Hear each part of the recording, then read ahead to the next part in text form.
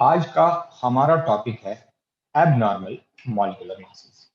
तो इनका main use है determination of molar masses of non volatile solute. बहुत बार हमने देखा है कि कुछ सोल्यूट्स का जो मॉलिक्यूलर मास हम लोग डिटरमिन करते हैं कोलिगेटिव प्रॉपर्टी से, वो एग्जैक्टली वही आता है जो उनका थ्योरेटिकल मॉलिक्यूलर मास है।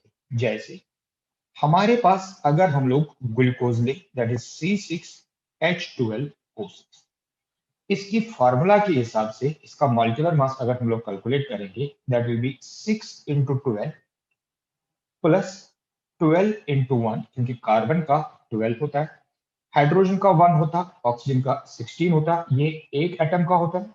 सो 6 × 16, this will become equal to 72 plus 12 plus 96, और ये आता है बेटा 180 ग्राम पर मोल। इस मास को जो हमने फार्मूला से निकाला, इस मास को हम लोग थ्योरेटिकल मॉलिक्यूलर मास कहते हैं। लेकिन वो मास जो हम कोलिगेटिव प्रॉपर्टी से निकालते हैं, उस मास को बेटा हम लोग ऑब्जर्व्ड मॉलिक्यूलर मास कहते हैं, या उसको हम लोग एक्सपेरिमेंटल मॉलिक्यूलर मास कहते हैं। अब देखा गया है in case of glucose, in case of sucrose C12H22O11, या यूरिया जिसकी formula CH2C double bond NH2 होती है, जो ये थ्योरेटिकल मॉलिक्यूलर मास है और जो ये ऑब्जर्व या एक्सपेरिमेंटल मॉलिक्यूलर मास है, ये सेम आता है। यानी कि theoretical molecular mass is equal to observed molecular mass। इस थ्योरेटिकल मॉलिक्यूलर मास को कुछ बुक्स में नॉर्मल मॉलिक्यूलर मास भी लिखा होगा बेटा, तो इसलिए कंफ्यूज नहीं होना है। नॉर्मल और थ्योरेटिकल मॉलिक्यूलर मास सेम होता है, क्योंकि नॉर्मल मॉलिक्यूलर मास यही है जो हम फॉर्मूला से कैलकुलेट करते हैं।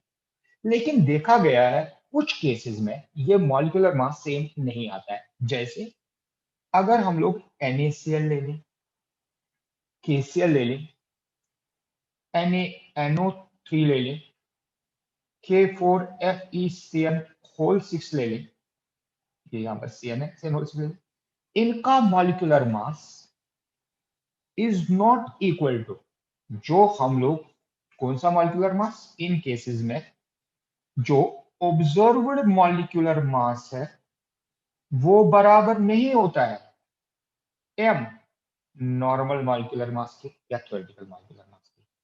इसी तरह से अगर हम लोग कार्बोक्सिलिक एसिड ले लें, जैसे एसिटिक एसिड लेते हैं, जैसे बेंजोइक एसिड लेते हैं, अल्कोहल्स ले लें जैसे C2H5OH ले लें, फिनोल्स ले लें C6H5OH या बेंजीन इनके ऊपर OH, इनका भी जो ऑब्जर्व्ड मॉलिक्यूलर मास है वो बेटा m नॉर्मल के बराबर नहीं होता। ऐसे मॉलिक्यूलर मासेस जहां पर ऑब्जर्व्ड मॉलिक्यूलर मास नॉर्मल मॉलिक्यूलर मास के बराबर नहीं आता है, ऐसी ही मॉलिक्यूलर मासेस को हमने नाम दिया abnormal molecular masses. According to definition, colligative properties वो प्रॉपर्टीज होती है जो डिपेंड करती है नंबर ऑफ सोल्यूट पार्टिकल्स पर। यानी कि नंबर ऑफ सोल्यूट पार्टिकल्स का मतलब हुआ जो बेटा बेसिकली कंसेंट्रेशन पर डिपेंड करती है। लेकिन जो मॉलिक्यूलर मास होता है वो inversely proportional to colligative properties होती है। ये बेटा आप कोलिगेटिव प्रॉपर्टीज की रिलेशन से फाइंड आउट कर सकते हैं। विच इंप्लाइज, अगर मैं इक्वेशन 1 और इक्वेशन 2 को कंबाइन करूं तो हमें मिलेगा that is inversely proportional to number of solute particles. इसका मीनिंग क्या हुआ? इसका मीनिंग हुआ if number of solute particles increases, number of solute particles increases, जो मॉलिक्यूलर मास है वो बेटा डिक्रीज हो जाएगा, क्योंकि ये दोनों इनवर्सली प्रोपोर्शन है। ये नंबर वन हुआ। नंबर टू इसका, if number of solute particles decreases, तो उस केस में मॉलिक्यूलर मास जो है वो बेटा इंक्रीज हो जाएगा। लेकिन ऐसा भी हो सकता है कि जो नंबर ऑफ सोल्यूट पार्टिकल्स उसमें कोई चेंज नहीं आएगी। तो number third, if there is no change in solute particles, तो जो मॉलिक्यूलर मास है वो बेटा सेम आता है, यानी कि उस केस में ऑब्जर्व्ड मॉलिक्यूलर मास नॉर्मल मॉलिक्यूलर मास के बराबर होता है। अब हमने रीजन देखना है कि कौन कौन से ऐसे तरीके हैं जिसमें ये नंबर ऑफ सोल्यूट पार्टिकल जो है ये इंक्रीज हो सकता है या बेटा ये डिक्रीज हो सकता है। ऑब्जर्वेशन की गई है ये जो number of solute particles increase या डिक्रीज होता है ये दो वजह से होता है। एक प्रोसेस जिसको हम लोग डिसोसिएशन कहते हैं, और दूसरी प्रोसेस जिसको बेटा हम लोग एसोसिएशन कहते हैं। विद डिसोसिएशन, डिसोसिएशन का मतलब होता है जहां पर हमारा सोल्यूट जब सॉल्वेंट में हम लोग डिसॉल्व करेंगे वो ब्रेक होके larger number, greater number of entities produce करें। ये केस जनरली उन सोल्यूट्स में होते हैं जो या तो आयनिक सोल्यूट्स होते हैं, या तो बेटा मिनरल एसिड्स हैं, या बेटा अल्कलीज है। ये सारी की सारी जब हम वाटर में डिसॉल्व करते हैं ये डिसोसिएट होती है, और डिसोसिएट होके ये greater number of ions produce करती है। फॉर एग्जांपल, अगर हम लोग NaCl, अगर मैं 1 मोल ऑफ NaCl ले लूं, जब इसको वाटर में डिसॉल्व किया जाता है ये Na+4Cl नेगेटिव देता है, यानी कि बिफोर डिसोसिएशन ये 1 मोल था, उसके बाद सोडियम आयन 1 मोल बनी, क्लोराइड आयन भी 1 मोल बनी, यानी कि टोटल नंबर ऑफ आयंस जो है वो 2 बनी। बिफोर डिसोसिएशन, बिफोर डिसोसिएशन 1 और उसके बाद 2। अगर हम लोग MgCl2 ले लें तो उस केस में Mg का चार्ज 2 पॉजिटिव, Cl का चार्ज नेगेटिव, लेकिन 2 Cl, यहां पर 1 मोल, यहां पर बेटा 2 मोल, तो यहां पर बेटा 1 मोल। तो हम लोग लिख सकते हैं 1 मोल डिसोसिएट्स इनटू 2, यहां पर 1 मोल डिसोसिएट्स इनटू 3। हम लोग एक और एग्जांपल ले सकते हैं K4FeCN6। जब ये आयोनाइज होता है तो ये K प्लस कितने टाइम्स, 4 टाइम्स, प्लस FeCN6, यहां पर इसका बेटा 4 नेगेटिव, क्योंकि आपने पढ़ा होगा ये चार्ज यहां जाएगा और यहां का जो नंबर है वो बेटा यहां आएगा। सो यहां पर 1 जो है मोल जो है, यहां पर 1 मोल था, इसके 4 मोल्स बनेंगे, इसका 1 मोल बनेगा, यानी कि 1 mole of substance dissociates into 5, यानी कि यहां पर number of ions goes on increasing. अब किसी में 2, किसी में 3। इन जनरल अगर हमें बेटा देखना हो कि कितना डिसोसिएट होता है, ये उसको हम लोग कहते हैं degree of dissociation, degree of dissociation. Degree of dissociation होता है अगर हमारे पास कोई सबस्टेंस है, जनरली वीक इलेक्ट्रोलाइट हो, तो वो 100% आयोनाइज नहीं होता है, वो 20%, 5%, 10%, 7%, यानी कि लेस देन 100% आयोनाइज होता है। अगर स्ट्रॉन्ग इलेक्ट्रोलाइट होता है तो बेटा 100% आयोनाइज हो जाता है, यानी कि इनिशियल स्टेज में ये 1, ये 0, लेकिन कुछ देर के बाद जब ये sodium chloride, magnesium chloride, potassium ferrocyanide ionize हो जाएंगे तो बेटा इनके moles on the left hand side कुछ भी नहीं रहेगा, सारा का सारा डिसोसिएट हो जाएगा इनटू आयंस। लेकिन कुछ सबस्टेंसेस ऐसी हैं जो पार्शियली डिसोसिएट होती हैं, जिनको हम लोग वीक इलेक्ट्रोलाइट्स कहते हैं। उस केस में कितना वो डिसोसिएट होती हैं उसको डिग्री ऑफ डिसोसिएशन कहा जाता है, और डिग्री ऑफ डिसोसिएशन को बेटा हम लोग अल्फा से डिजिग्नेट करते हैं। इसी डिग्री ऑफ डिसोसिएशन को कैलकुलेट करने के लिए हम लोग यहाँ पर एक जनरल इक्वेशन लिखेंगे, जिसमें हमारा जो सोल्यूट है ए, ये डिसोसिएट होके n टाइम्स आइंस बनाएगा। दिस n कैन बी 2, 3, 4, यानी कि नंबर ऑफ आइंस हमेशा ग्रेटर होगा।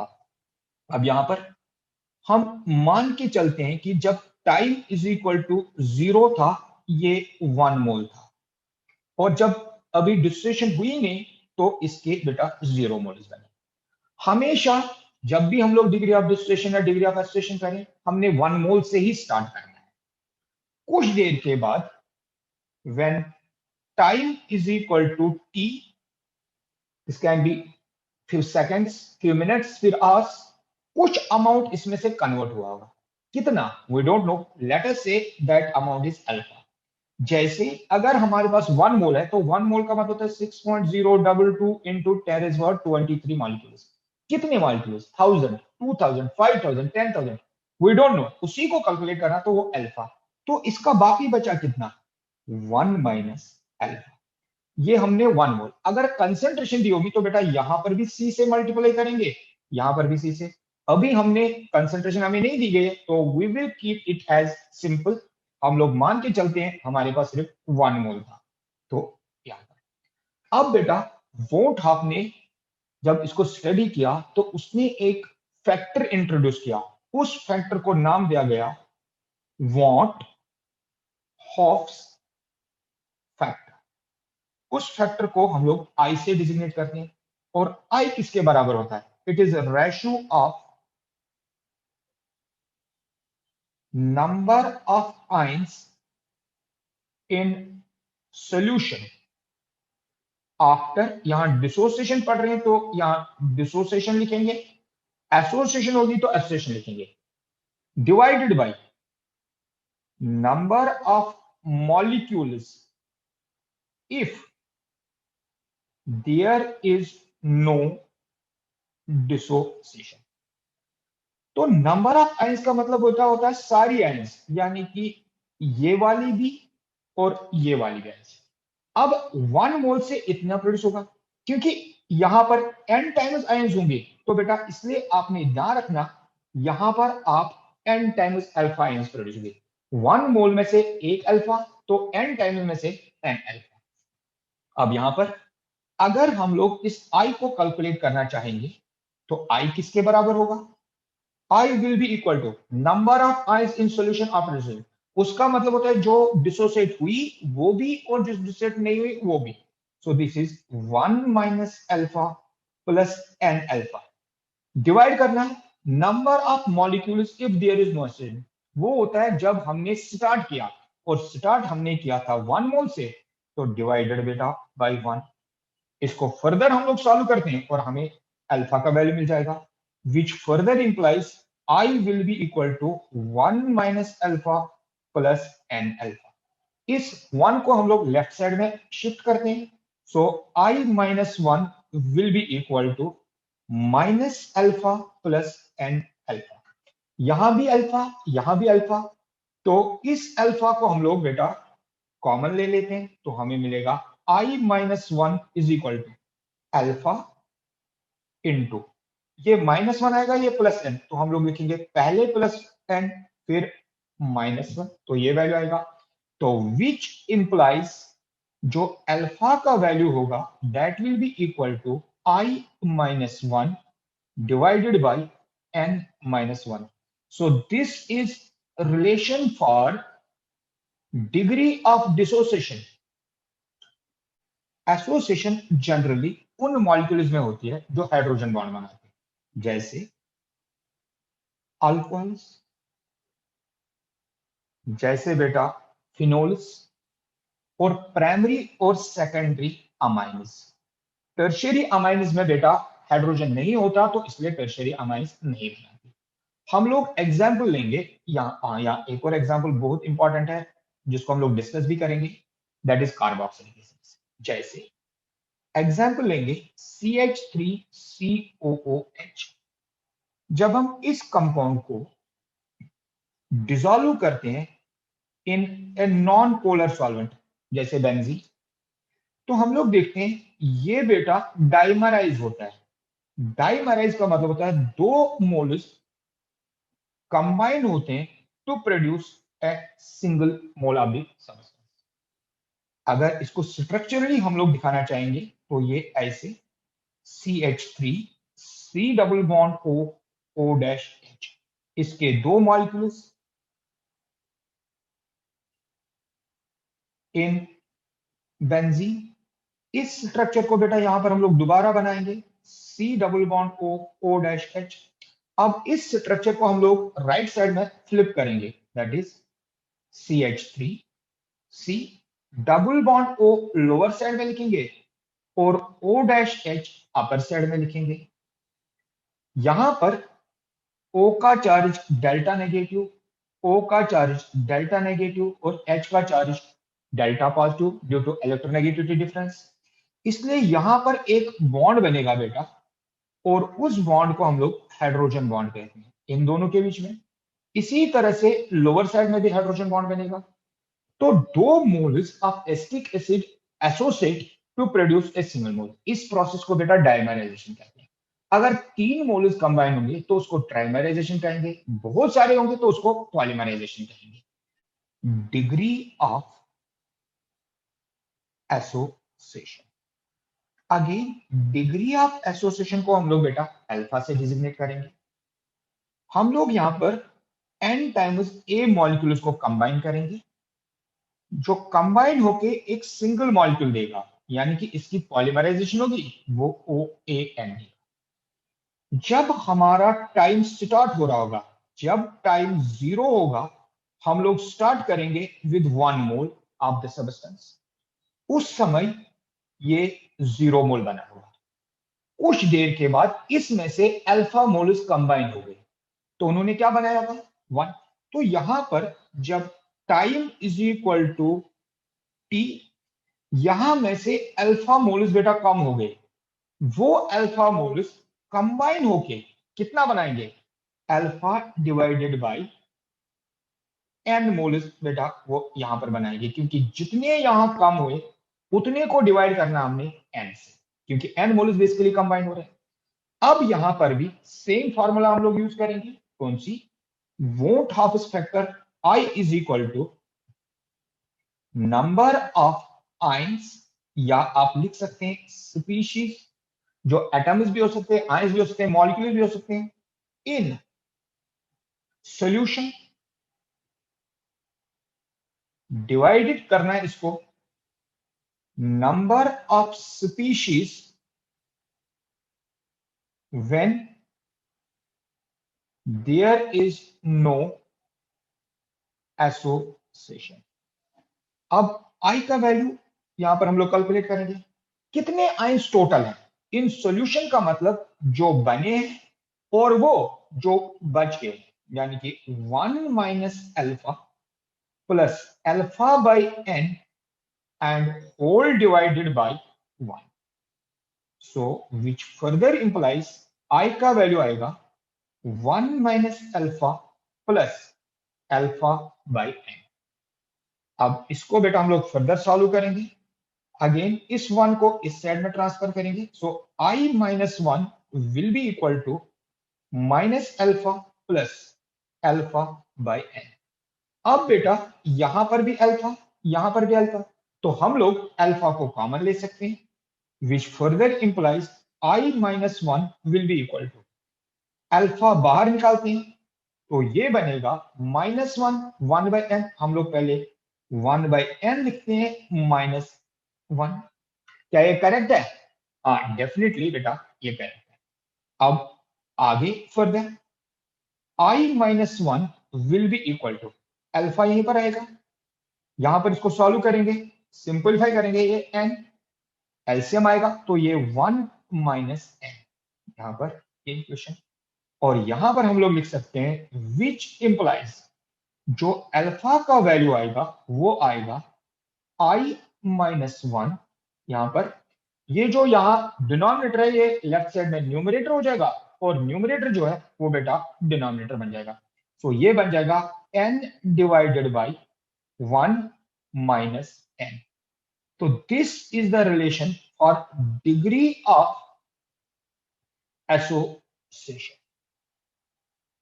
अब हमें एक चीज यहां याद रखना है कि जो डिफरेंट सब्सटेंसेस हैं, ये जरूरी नहीं है कि वो हमेशा बेटा उनकी एसोसिएशन ही हो। सेम सब्सटेंस जो है वो एसोसिएट भी हो सकती है और डिसोसिएट भी हो सकती है। तो इसलिए उसका मॉलिक्यूलर मास ग्रेटर भी आ सकता है या लेस भी आ सकता है, जैसे थ्योरेटिकल एग्जांपल में लेंगे।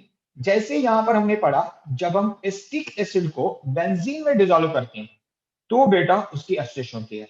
सेम एसिटिक एसिड अगर हम लोग वाटर में डिसॉल्व करें CH3COH और सॉल्वेंट बेटा यहां पर इंस्टेड ऑफ बेंजीन एक पोलर सॉल्वेंट ले, वाटर ले, तो ये आयोनाइज हो जाएगा। तो ये देगा CH3COO नेगेटिव एक्वस प्लस बेटा H पॉजिटिव आयन, ये भी एक्वस। इस केस में जो मॉलिक्यूलर मास है, क्योंकि number of solute particles decrease हुआ तो मॉलिक्यूलर मास इंक्रीज, अगर बेटा एसोसिएशन होगी, डिसोसिएशन होगी। अगर एसोसिएशन होगी क्योंकि नंबर ऑफ सोल्यूट पार्टिकल्स कम हो गया तो मॉलिक्यूलर मास बेटा इंक्रीज हो जाएगा। इसीलिए इस एसोसिएशन और डिसोसिएशन को अकाउंट करने के लिए वोट हाफ ने जितनी भी हमारी कोलिगेटिव प्रॉपर्टीज की इक्वेशन थी उन सबको बेटा मॉडिफाई किया और नई इक्वेशन लिखी और उन इक्वेशंस का नाम रखा मॉडिफाइड कोलिगेटिव प्रॉपर्टी इक्वेशंस। सबसे पहली प्रॉपर्टी होती है वो होते हैं relative loading in vapour pressure. Relative loading in vapour pressure को हम लोग PA0 minus PS divided by PA0, ये इक्वेशन बराबर होती है बेटा काई बी से। उसने क्या किया, उसने इस इक्वेशन को मॉडिफाई किया और कहा इस इक्वेशन को हम लोग एक फैक्टर आई, जिसको हम लोग वोट हाफ फैक्टर यानी कि डिग्री ऑफ एसोसिएशन या डिग्री ऑफ डिसोसिएशन कहेंगे। जब हम लोग degree of association degree of dissociation calculate करेंगे तो इस इक्वेशन में सब्स्टिट्यूट करेंगे और हमारा मॉलिक्यूलर मास बेटा एक्यूरेट आएगा। उसी तरह से उसने एलिवेशन इन बॉइलिंग पॉइंट की equation that is TB is equal to KB into M को भी मॉडिफाई किया by multiplying by I। Third part delta TF is equal to KF into M, इसको भी मॉडिफाई किया बाय इंट्रोड्यूसिंग फैक्टर I। और fourth one जो osmotic pressure की equation है pi equal to C into R into T, इसको भी बेटा मॉडिफाई किया by multiplying by factor I। अब यहां पर फॉर एसोसिएशन जो I का वैल्यू होता है वो हमेशा बेटा लेस देन 1 आता है। उसी तरह से फॉर डिसोसिएशन जो I का वैल्यू होता है वो ग्रेटर देन 1 आता है। और थर्ड पार्ट नो एसोसिएशन या no dissociation I will be equal to 1। इसीलिए वोट हाफ ने एक जनरल फार्मूला दी I के लिए। उसने कहा जो I है that is equal to M normal यानी कि normal molecular mass by M observed molecular mass. अब क्योंकि कोलिगेटिव प्रॉपर्टी इसके रिवर्स होती है तो इट इज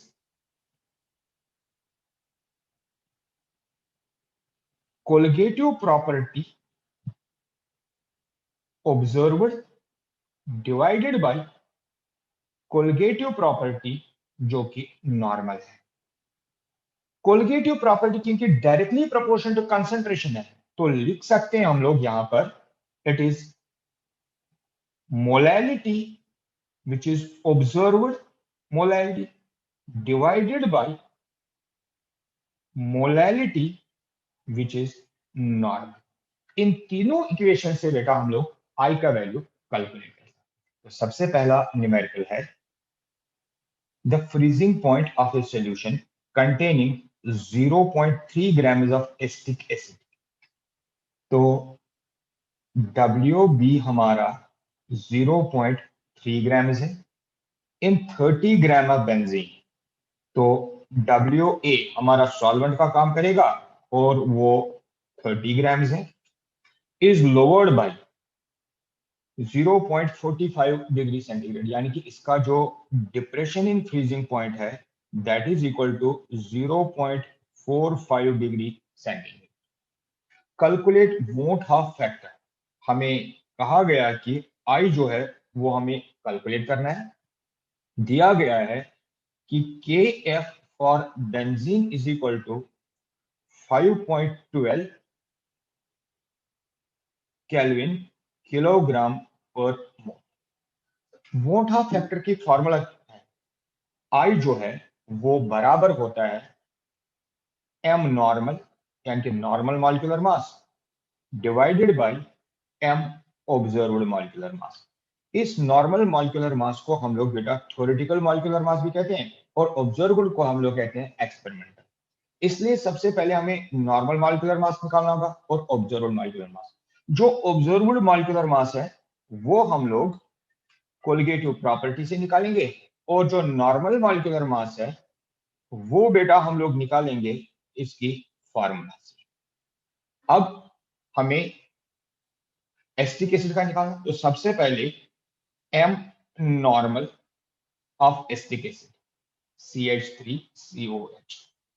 CH3 में carbon 12 plus 3 plus again 12 plus 2 oxygen का 32 प्लस 1, तो ये आएगा 60 ग्राम पर मोल। ये हो गया बेटा हमारा नॉर्मल। अब जो एम ऑब्जर्व्ड है वो हम फार्मूला लगाएंगे, तो हमें फार्मूला पता है कि जो depression in freezing point delta T F है that is equal to K F into M, where M is the molarity. इस फॉर्मूला को अगर हम लोग फर्दर यूज करेंगे तो T F is equal to K F, molarity जो होता है वो mass absolute divided by molecular mass absolute into 1000 divided by weight of solvent in grams हो जाता है। अब इस इक्वेशन में डेल्टा टीएफ हमें दिया गया है दैट इज 0.45, तो हम लोग यहाँ डेल्टा टीएफ का वैल्यू यूज करेंगे 4.5। केएफ का वैल्यू दिया गया है बेटा, केएफ का वैल्यू है 5.12, it is 5.12। MB mass absolute जिसको हम लोग डब्ल्यूबी भी कहते हैं वो 0.3 है इनटू फॉर्मूला का बेटा 1000, और हमें यहाँ जो एमबी है इसको बेटा कैलकुलेट करना है, तो एमबी को हम लोग एमबी ही रहने देते हैं into W A wait of solvent है और वेट ऑफ सॉल्वेंट बेटा हमारा 30 है।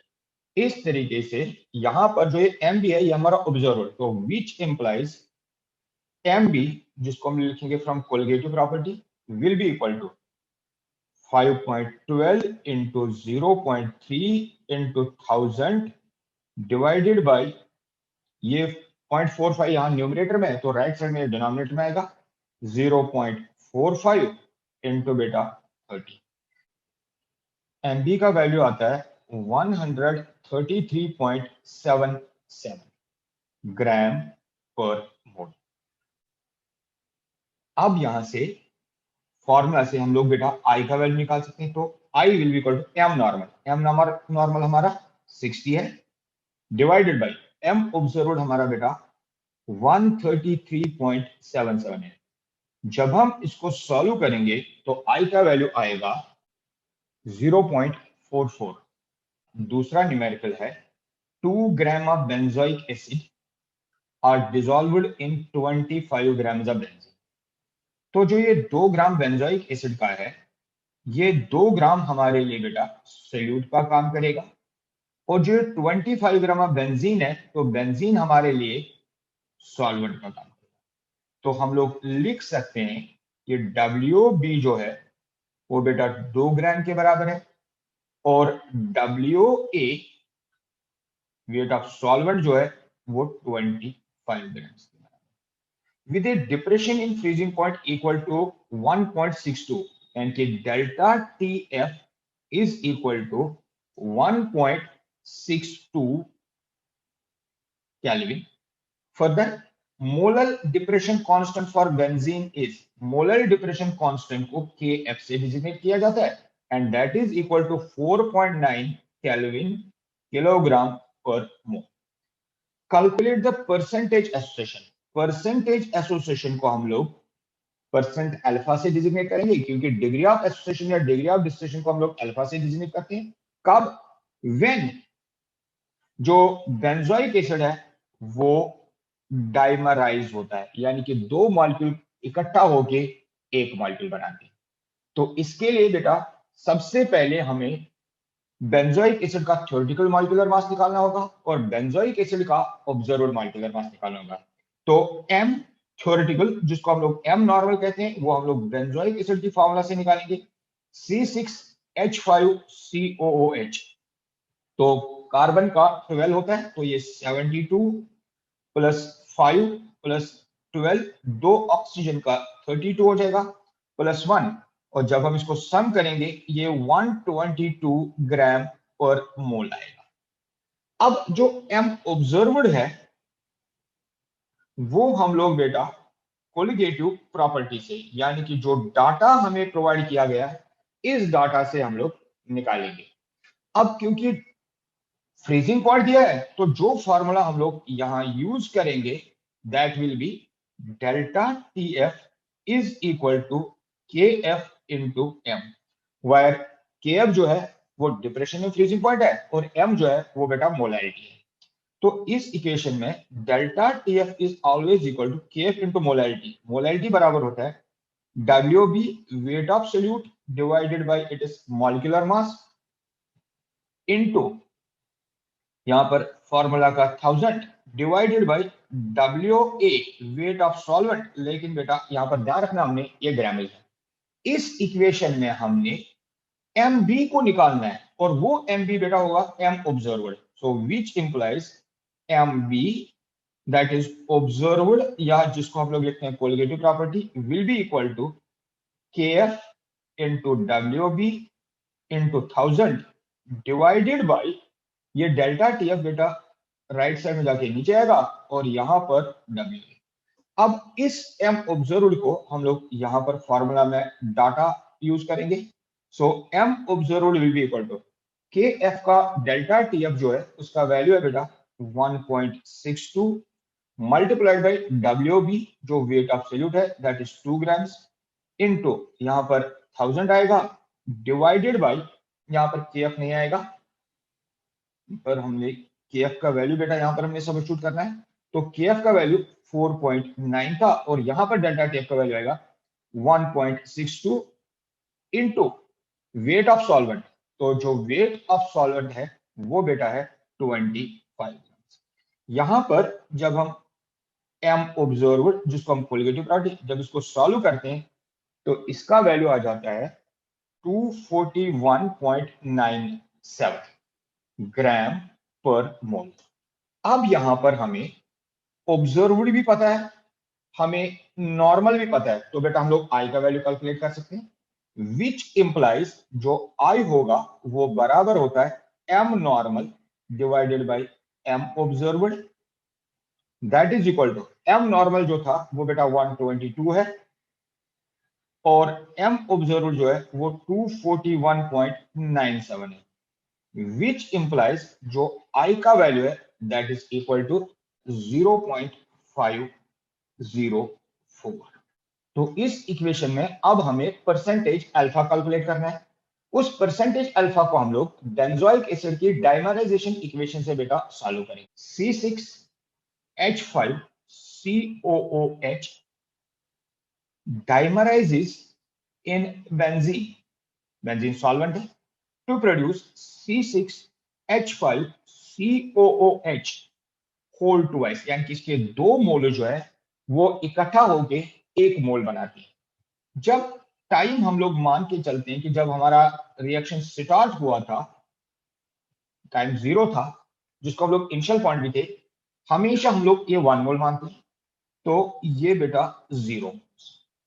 कुछ देर के बाद इसके मॉलिक्यूल्स बेटा कंबाइन होना शुरू हो गए बेंजोइक एसिड के और दो मॉलिक्यूल्स ने एक मॉलिक्यूल, यानी कि अगर इसमें से अल्फा मॉलिक्यूल्स कंबाइन हुए, क्योंकि एक वीक इलेक्ट्रोलाइट और वीक इलेक्ट्रोलाइट 100% तो डिसोसिएट या एसोसिएट होता नहीं है, इसलिए कुछ मॉलिक्यूल्स कंबाइन होंगे। दो मॉलिक्यूल के बदले में एक, यानी कि जितने भी मॉलिक्यूल्स कंबाइन हो रहे हैं उनका हाफ बन रहा है, तो अल्फा डिवाइडेड बाई 2 बनेगा यहां पर मॉलिक्यूल्स। यहां से बेटा हम लोग आई का वैल्यू कैलकुलेट कर सकते हैं। तो वोट आपने कहा था जो आई होता है that is equal to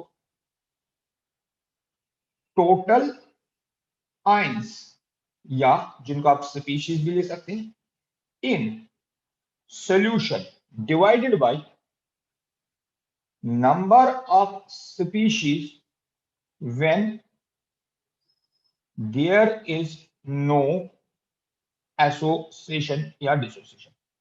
that is equal to total number of ions बेटा बनेगा जो कंबाइन हुए और जो बच भी गए हैं, तो वो होगा 1 minus alpha plus alpha by 2। इसी को सॉल्व फर्दर करते हैं, तो I will become equal to 1 minus alpha plus alpha by 2। इस आई को बेटा लेफ्ट साइड में ट्रांसफर करेंगे, so i minus 1 will become equal to, यहां अल्फा है, तो ये बन जाएगा माइनस अल्फा बाई 2। दोनों साइड से माइनस से मल्टीप्लाई करते हैं, तो alpha will become equal to, alpha by 2 will become equal to 1 minus i. यहां से बेटा हम लोग अल्फा का वैल्यू कैलकुलेट कर सकते हैं, तो alpha will become equal to 2 into 1 minus 0.504। Alpha will be equal to 2 into 0.496, so alpha will become equal to 0.992। तो अगर हमने परसेंटेज अल्फा कैलकुलेट करनी है तो that will be equal to 0.992 multiplied by 100 and that is equal to 99.2%। 99.2% molecule जो है वो बेटा एसोसिएट हो जाए। इसके साथ हमारा चैप्टर नंबर 1 कंप्लीट हो जाता है। नेक्स्ट चैप्टर के वीडियोस बेटा हम लोग नेक्स्ट वीक में अपलोड करें। तब तक आप जितने भी पिछले वीडियोस हैं उन सबको देखते रहे और अपने कंसेप्ट्स को क्लियर करते रहे। Thank you very much.